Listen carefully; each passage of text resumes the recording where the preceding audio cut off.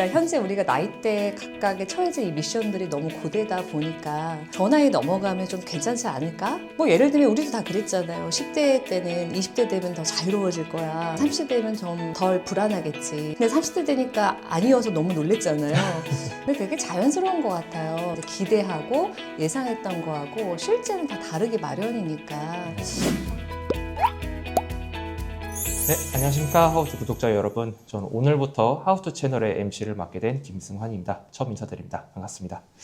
오늘은 이제 신간 30이 지나도 아직 나를 모른다의 저자이신 말마음연구소의 소장님이신 김윤나 소장님 모셨습니다. 네, 안녕하세요. 네, 안녕하세요.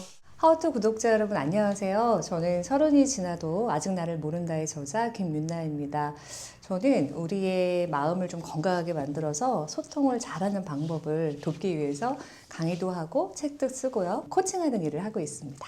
책 이름이 네. 30이 지나도 아직 나를 모른다입니다. 네. 30뿐만이 아니라 20, 40 이런 앞자리 수의 의미 부여를 사실 좀 많이 하는 것 같아요. 그렇죠. 이유가 있을까요? 그러니까 이 나이 든다는 것을 퇴행의 과정으로 볼지 또 성숙의 과정으로 볼지에 따라서 그 의미를 어떻게 부여하느냐 좀 다를 것 같아요. 근데 저는 개인적으로 나이 듦을 성숙의 과정으로 보기 때문에 우리가 특히 20, 30, 40에 좀 의미 부여를 많이 하잖아요. 그거는 우리가 좀 더 나은 나를 만나고자 하는 기대?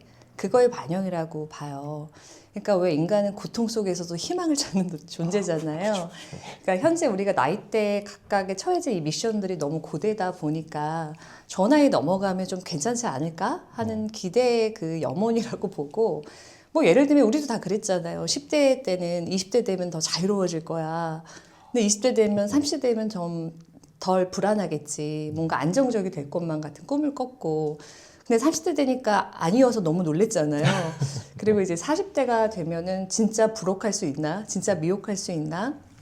이런 기대를 갖게 됐는데, 물론 정작 가보면 거기도 엄청 험난하죠. 그 나이 때도. 그래서 너무 큰 환상을 갖는 거는 너무 우리가 놀랄 수 있지만, 어떤 더 나은 나를 만날 수 있을 거라는 이제 기대도 갖고, 근데 실제로 가보면 좀 다를 수 있을 거야 라고 하는 그런 예상도 같이 한번 해보면서 우리가 나이대를 맞이하면 어떨까 싶어요. 30이라는 나이가 이제 제가 어렸을 때를 생각해 보면은 되게 완숙한 그런 어른인 것처럼 네. 느껴졌던 좀 그런 기억이 나요. 지금은 그러니까 어떠신 것 같아요? 지금은 저도 이제 30이 지나고 이제 30대인데 그렇죠. 꼭 그렇진 않은 것만 같아요. 그냥 네. 좀 가끔 몸만 큰 애 같다 약간 이제 저도 스스로도 그렇게 느낄 그렇죠, 때가 그렇죠. 이렇게 많이 있는데 소장님께서 보시기에는 이런 인식차가 왜 생긴다고 네. 보시나요? 근데 되게 자연스러운 것 같아요. 왜냐면 내가 이제 기대하고 예상했던 거하고 실제는 다 다르기 마련이니까 저는 어느 나이 때나 좀 차이가 있을 거라고 보는데 특히 30대는 그 차이가 더 크다고 저는 느껴지거든요. 왜 그럴까 좀 들여다보면 이런 이유를 찾아볼 수 있어요. 우리는 나를 제외한 다른 사람을 바라볼 때는 좀 결과 중심으로 봐요.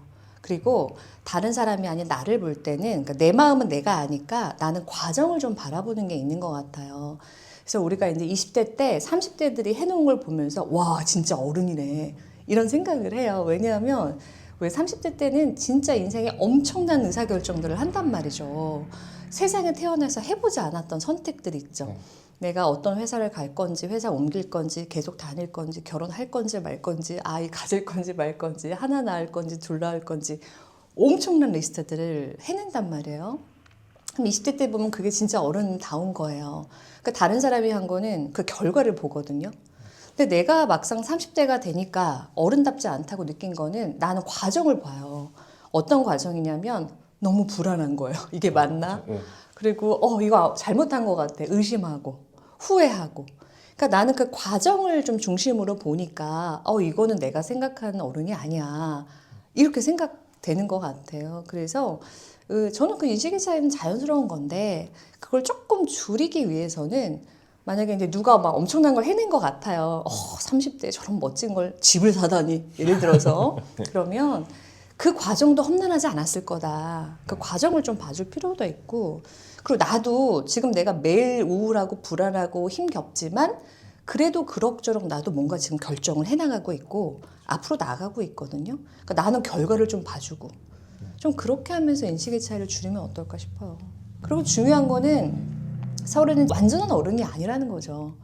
그러니까 우리는 완전히 막 이 세상 속에 뿌리를 내려서 막 이 안정감을 누려야 하는 그 음미하는 나이가 아니다. 그걸 좀 받아들일 필요도 있는 것 같아요. 여기서 말하는 그런 어른스러움이란 소장님께서 보시기에는 어떤 상태를 말한다고 보시는지요? 그렇죠. 그러니까 우리가 다 정의가 다양하겠지만 어른스러움에는 보통 이렇게 책임이라는 단어가 많이 붙잖아요.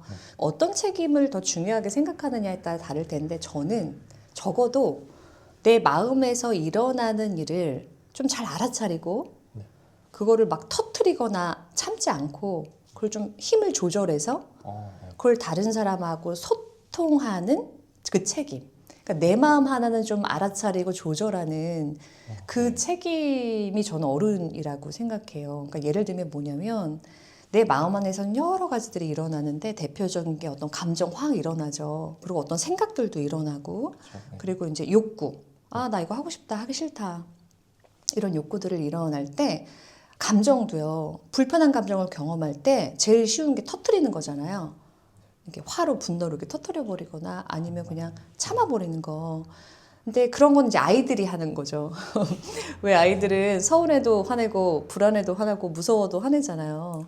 근데 이제 그거는 미성숙 아이다움이라면 이제 어른이라고 하는 거는 불편한 감정도 그냥 좀 보고 보유하고 우리가 이걸 참는다고 표현은 하는데 직면하기도 하고 그래서 힘을 조절해서 좀 상대방하고도 이야기 나눌 수 있는 거 그게 저는 이제 어른스러움이라고 생각해요. 예를 들면 이제 저도 제가 제법 괜찮은데 이럴 때가 이제 간혹 이제 좀 어른이 됐나?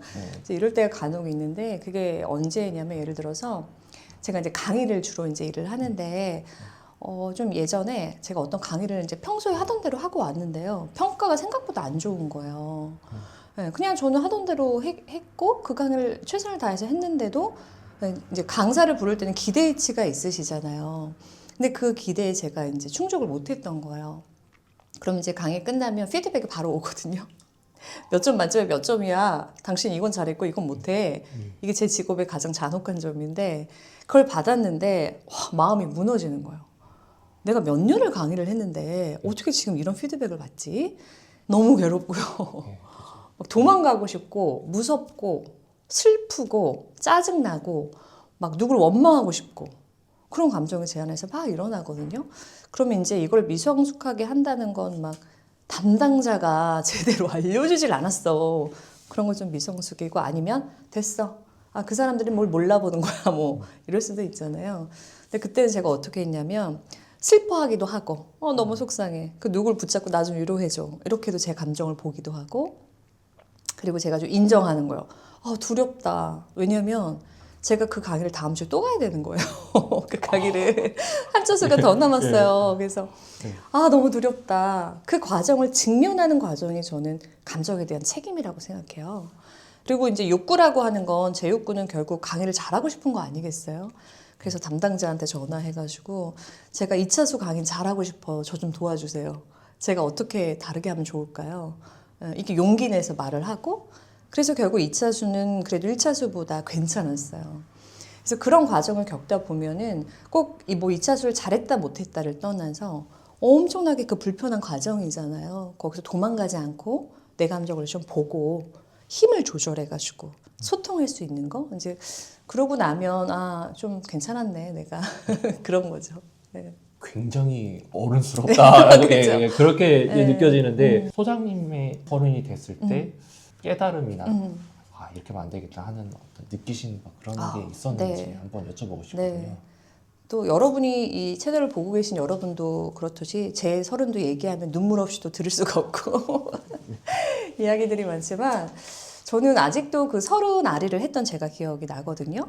제가 이제 결혼을 30은 좀 넘어서 했었는데 그 결혼 직전에 연애에 이제 실패하면서 나는 왜 이렇게 연애의 구제에 불능일까? 뭐 이런 괴로움.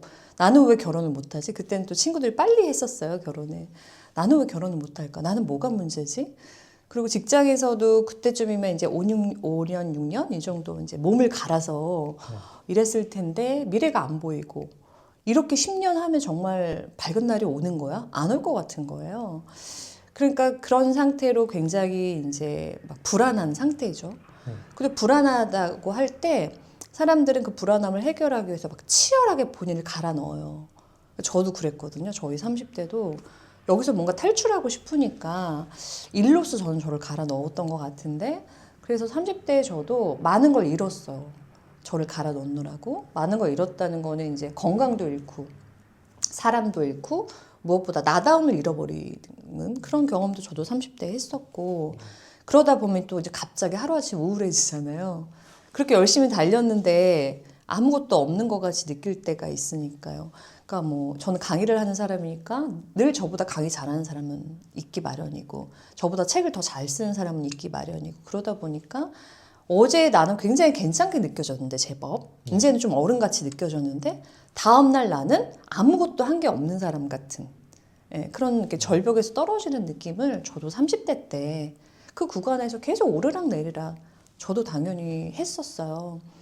근데 저한테 이제 계기라고 한다면, 저희가 그때 이제 심리학과 코칭이라는 걸 공부하기 시작했는데, 제가 그 공부를 하면서 얻은 것은 뭐 새로운 지식이 저를 변화시켰다 이거보다는 그 공부를 하는 과정에서 질문하는 방법을 배운 것 같아요. 어떤 질문이냐면요. 나는 왜 이렇게 반응하는 걸까? 지금 나는 어떤 기분이야? 나는 어떤 생각이 들어? 나는 왜 이렇게 하기 싫고 하기 좋지? 그러니까 이 세상에 나한테 주어지는 모든 괴로운 자극들을 나는 왜 이렇게 되는 거야? 그러니까 그거는 나라는 사람에 대해서 뭘 설명해 주는 거야? 라고 하는 나를 물어보는 질문법을 배운 것 같아요. 제가 깨달은 거는 그런 질문의 과정에서 이런 거예요. 나로부터 출발해야 하는구나, 모든 것은. 예, 그리고 나에게 결국 답이 있구나. 그래서 그때부터 제가 체득한 거는 또 새로운 도전과 어려움이 앞에 있을 때 나를 먼저 보는 거. 저는 그게 좀 나다워지고 마음의 중심을 잡는 데 도움이 많이 됐다고 생각해요. 나에게 계속 문제는 쏟아지지만 결국은 그 문제보다 내가 더 큰 존재라는 거예요. 그러니까 나는 이 문제를 해결할 수도 있고 모른 척 도망갈 수도 있고, 아니면 그냥 안고 계속 오랫동안 그 문제와 함께 살 수도 있지만 결국은 문제보다 내가 오래 살아남더라는 거예요. 그래서 내가 더 크고 강한 존재까지는 모르겠는데 내가 좀 더 단단한 존재구나, 그걸 깨닫게 되니까 그래도 이제 저는 이제 40대 중반인데 조금씩 그래도 나다워지고 조금 더 아름다운 선택을 하는데 도움이 된 것 같아요. 네. 말씀하시는 거 보면 충분히 강한 존재신 것 같은데요. 나에 대해서 뭐 질문을 한다, 뭐 정확히 어떻게 하는 건데요? 방법론 같은 네. 거를 조금 네. 한번 소개해 주실 수 있는지요? 일단 이제 어떤 것부터 물으면 좋을지를 이제 5가지 솔루션을 제 책에 소개해 드린 거기도 한데, 근본적인 질문이 이거예요. 나는 왜 이렇게 반응하지? 그것은 나에 대해서 무엇을 알려주지? 이 두 질문이었던 것 같아요. 사람마다 이렇게 자극이 왔을 때 어떤 사람은 웃고 어떤 사람은 울 수 있잖아요. 나는 왜 이렇게 반응하지? 그것은 나에 대해서 뭘 알려주는 걸까? 전 이 두 질문이 가장 근본적인 질문이었고, 여기서 조금 더 파생하려면 이제 우리가 이런 공부가 조금 필요한 거죠. 우리 천천히 한번 얘기 나눠보면 좋을 것 같아요. 네. 집필 활동도 열심히 하시지만 코칭도 많이 하시는 것 같아요. 네. 뭐 다양한 연령층의 네. 내담자분 오실 것 같은데 다른 연령대에 비해 30대 내담자들은 뭐 이런 점이 좀 달랐다더라, 뭐 그런 네. 거를 좀 느끼신 바가 있으신가요? 있어요. 물론 삶의 문제가 계속 반복해서 돌아가기 때문에 주제가 엄청 다르다? 그렇진 않아요. 그러나 제가 30살, 우리 30대에 있는 분들이 가장 크게 느끼는 거는 자기 비난의 목소리가 너무 거세졌다는 거예요. 네. 자기를 너무 혼낸다는 거예요. 그러니까 이런 거 있죠. 너 왜 이것밖에 못해? 이럴 거면 하지 마. 너 여태까지 투자한 게 얼만데? 뭐 얼마나 했는데? 이렇게 하면서 본인한테 좀 화를 내고 혼내고 이런 목소리가 확실히 거세졌어요. 그러니까 인정사정이 없어요, 나한테. 그럼 저는 이제 전문가로서 왜 이렇게 나를 혼내게 되었을까 생각하게 되잖아요. 조금 개념적으로 설명을 드리자면 이렇게 풀어볼 수 있어요. 사회심리학에는 자기를 설명할 때 실제자기, 이상자기, 당위자기라는 개념이 있거든요. 개념은 쉬운 건데요. 이제 실제자기는 실제의 나예요. 진짜 본연의 나이고요. 그리고 이제 이상자기라고 하는 건 내가 꿈꾸는 나. 이랬으면 좋겠다. 나도 몇 평수 집에 살고 싶고, 나도 어디 살고 싶고, 어떤 직장 가지고 싶고, 뭐 그런 거 있잖아요. 그런 나고. 이제 당위자기는 내가 집안의 장남이니까, 장녀니까, 엄마 아빠가 나한테 이만큼 투자했으니까라는 압박받는 나예요. 이 세 가지 나는 다 누구나 있어요. 예, 우리 피디님한테도 있고 저한테도 있고요. 근데 요즘은 그 간극이 너무 커진 게 좀 달라진 것 같아요. 무슨 말이냐면 실제 나는 있는데 예전에 이상자기는 즉 그러니까 주변에 그렇게 잘난 사람을 자주 못 보고 살 때는 그렇게 괴롭지 않았는데 요즘 뭐 핸드폰만 열면 이상자기가 넘쳐나잖아요. 얘는 또 해외여행 갔어? 얘는 언제 이렇게 애가 둘이야? 이상자기가 너무 쏟아지니까 이 간극이 크잖아요. 그럼 사람이 우울해지거든요. 근데 우울해지면 자기를 혼내요. 야, 너 결혼해서 얘 애 둘 날 동안 뭐 했냐? 이런 거 있죠. 그리고 이제 당위자기도 마찬가지고요. 예전에 당위자기는 이런 거였어요. 너가 장남이니까 이 집안을 이끌어라. 이런 스타일의 그 당위자기가 많았다면 요즘 서른의 당위자기는 조금 다른데요. 이런 거 있죠. 우리 엄마 아빠가 내가 행복하기만을 바라는데요. 우리 엄마 아빠가 나한테 투자한 학원비가 얼만데요. 재수학원 비용이 얼만데요. 내가 이렇게 살면 안 되거든요. 이렇게 좀 스토리가 달라졌어요. 그러니까 이제 이 간극이 이제 크면은 아까 여기는 이제 우울이었잖아요. 이제 여기는 불안이에요. 엄마가 나의 행복만을 바라고 나를 이렇게 귀하게 키웠는데 나는 행복하지 않아. 어쩌지? 이제 불안하면 또 혼낼 사람은 나밖에 없어요. 나한테 그렇게 희생한 엄마를 혼낼 수는 없잖아요. 그러니까 점점 더 자기 비난의 목소리가 거세졌다라고 느끼고 가슴이 아플 정도로. 그래서 코칭에서는 어떤 노력을 하냐면 실제 자기를 키우는 거. 예, 그러니까 나란 사람을 정확히 보지 않기 때문에 나를 그렇게 혼내는 거거든요. 나도 상당히 괜찮은 사람이고 살아남았다는 것 자체가 우리는 엄청난 자원을 갖고 있는 거고 그리고 누군가를 나를 진심으로 보살폈기 때문에 우리가 여기까지 온 건데 그러니까 나를 어쨌든 제대로 봐야 이 간극이 줄어들고 그리고 두 번째는 이거 진짜 중요한 건데요. 사람들 마음속에는 검사만 살아요. 검사. 나를 어떻게든 형을 나를 늘리려고 나의 문제점, 나의 잘못된 점. 그래서 20년형, 무기징역 막 이렇게 때리고 싶어갖고 어쩌면 내 마음의 검사는요. 내가 못난 것만 그렇게 잘하는지 몰라요. 그럼 그 소리에 막 끌려가거든요. 그래서 내 마음의 변호사를 키워야 된다는 거예요. 검사를 없애긴 좀 어렵더라고요. 그런 나한테 자기 비난하지 마세요 한다고 안 해지는 게 아니거든요. 그러면 이제 변호사도 키워야 된다는 거죠. 변호사는 당신을 위해서 어떤 말을 하나요? 당신의 편인 당신은 당신한테 뭐라고 말하고 싶은가요? 이런 연습들이 있죠. 그런 거를 조금 키우는 게 30대에서는 더 중요한 것 같아요. 표정이 점점 어두워지는 것 같은데. 예, 뭐 결국에 제 얘기니까요. 예, 네. 예.